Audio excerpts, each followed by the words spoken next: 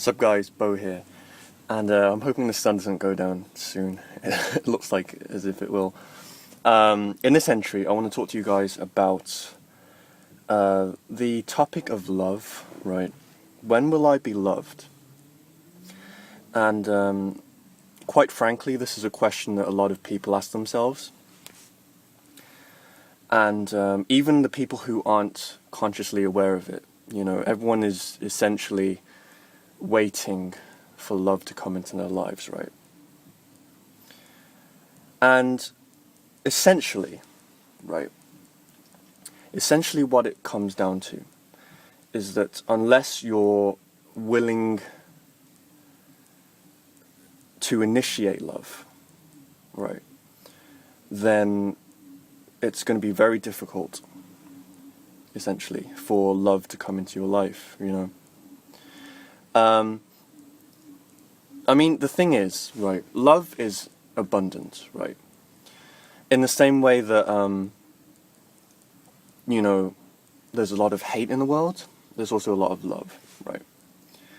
And what I've been explaining about focus, right? About focus, about perspective, is essentially that you will get what you focus on, you know, essentially. Right.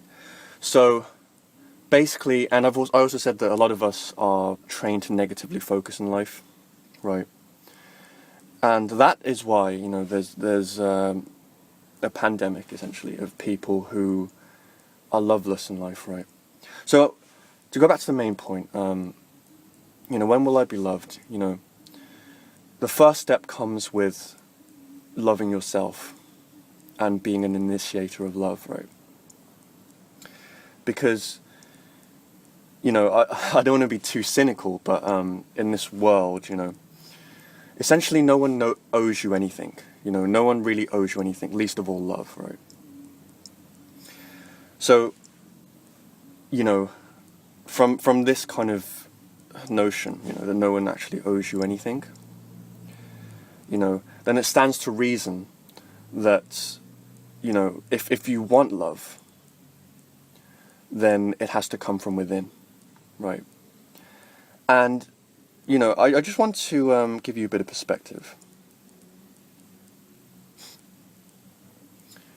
You know, if you think about how, if everyone in this world, and this is pretty much the truth in a lot of cases, particularly in this modern society we live in, but if everyone is thinking in the sense of, you know, I wish someone would love me, you know, I wish someone would appreciate me for what I do. I wish that people would just see my value. You know, I wish that someone would just find me attractive. You know, all of these things. If everyone thought like this, and everyone was waiting for someone to just come along and pick them up and say, you know, I love you. I think you're beautiful. Then, you know, you're not going to necessarily find a lot of instances where that happens, right? And I believe that that's actually very kind of accurate, you know, more, you know, very accurate in terms of how the society actually is. A lot of people are like this, you know, they have this mindset of like, you know, if only someone would love me, you know, if someone would love me, if someone would appreciate me, then I would so reciprocate that, right? But in reality, everyone is thinking like that, you know, everyone is thinking, if only someone would love me, then I could be stronger. If only someone would love me, then, you know, I would reciprocate. I would be a more loving person, you know. I need someone to show me how to love, right? And, you know, essentially, the kind of thing that I want to get across to you in this video is, you know, to get you to start thinking about being the initiator of that, being the person who is the initiator of love, you know. When we come to the realization that not like everyone is thinking in that way, then we have the choice to take the responsibility to become someone who generates love within themselves and offers that to other people, right? You know, you can be the person, instead of wanting to be the recipient of love, you know, just standing around passively, waiting for someone to love you, you can flip the script and become someone who does that for other people, right? And kind of paradoxically, you know, if you do that, then the love will come, you know. When you give love, it will come back to you, right? So that's what I want you to start to think about. You know, if you're in a position where, you know, I mean, I won't lie, I'm in this position all the time. You know, it's like kind of like, for example, I'm doing these vlogs, I do music in my spare time, and I'm just working on the things that I believe are beautiful in my own right, you know, I'm following my own joy. And then sometimes I'm just like, I just think, you know, why doesn't anyone appreciate me? Why isn't there someone who just, you know, out of the people I know in life, why doesn't one of them just come up to me and just tell me that, you know, they really appreciate what I'm doing and things like that? When I meet other people, I'm kind of a bit guarded, you know, and, you know, I just started to realize that it's not, that you can't just kind of sit around and wait for love to happen, right? And, you know, this is very powerful. You know, this goes beyond just, you know, being loved as a person, right? If you learn to be someone who initiates love, you know, learns to love himself, learns to spark the love within himself or herself, you know, and starts to, you know, give that to other people,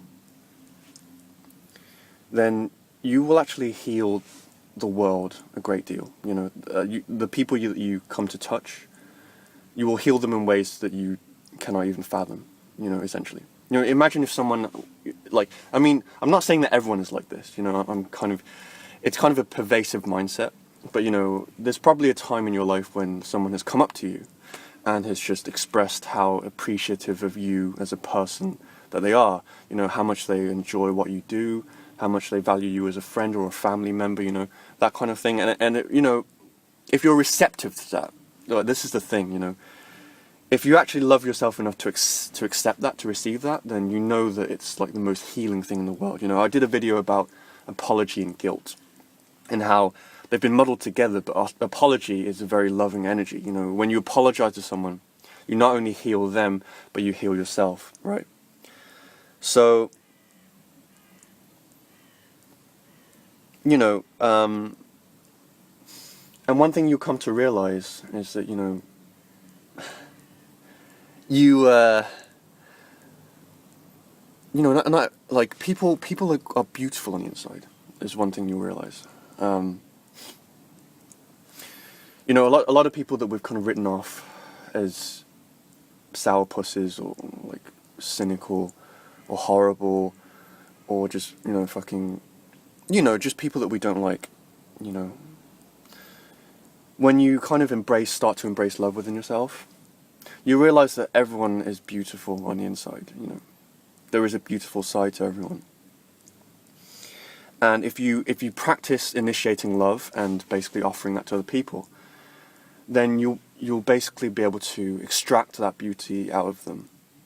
And you will be essentially a cultivator of beauty within people, as opposed to, you know, just focusing on people's ugliness all the time.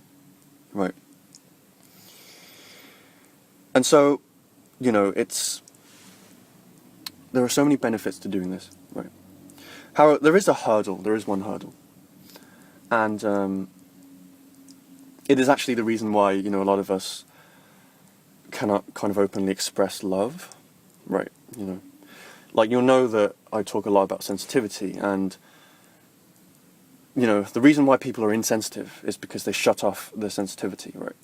And when you shut off your sensitivity, you not only shut off the pain, but you also shut off the positive aspects, right? So you shut off both things. Because, like, the whole energetic spectrum, you kind of tone it down, you push it down, squash it down. So, you know, a lot of the reason why we are not receptive to love is because we are not open to hate, right? Now, follow me here. Hate and love are dual aspects, right? In the same way that white is the dual aspect, white and black are dual aspects. You know, you cannot have white without black. Similarly, you cannot have love without hate, right?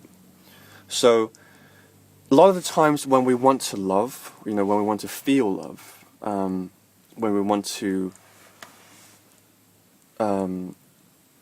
appreciate love and to receive it, we cannot, because we've simultaneously turned down our hate within ourselves. Because in this society, it's kind of wrong to hate.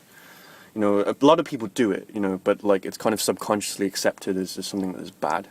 Again, absolute morality. And sometimes you have to hate in order to love, right? You have to learn to accept hate, and this is in line with what I said about how to become more sensitive. You have to not only follow your joy, but you also have to accept your darkness. You have to accept your hate. So, if you hate someone or if you hate something, then like I say, the sensitivity is never wrong. So you have to basically tap into that hate, that space of hate, right? And not necessarily kill someone or like hit someone or anything. It doesn't necessarily have to end in like something terrible. It's just you have to acknowledge the hate, right? And if it helps, you need to express it. A lot of the time you'll realize, this is if you've ever kind of confessed to someone about how you truly feel.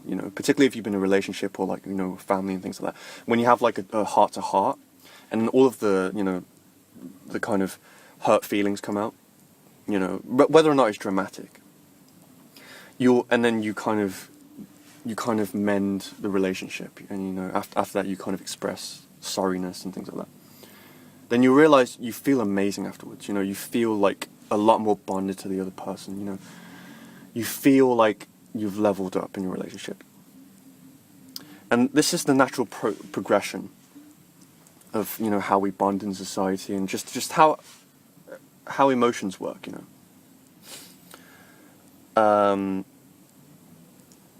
To quote RSD Tyler, he says that emotions come in waves, and it's true. You cannot have. Life is about vibration. Life is about seasons. Spring, summer, autumn, winter. Life is about periods. So that's a perspective for you. If you aren't able to feel love, then that might mean that you've been suppressing your hate, right? So, going back to the main point, I just want you to realize that love is, the greatest connector between us. And, at the end of the day, that is, like I said, all that we are after. A lot of people who do kind of terrible things, or, have some kind of really overzealous drive towards something, usually it boils down to, a pursuit of love.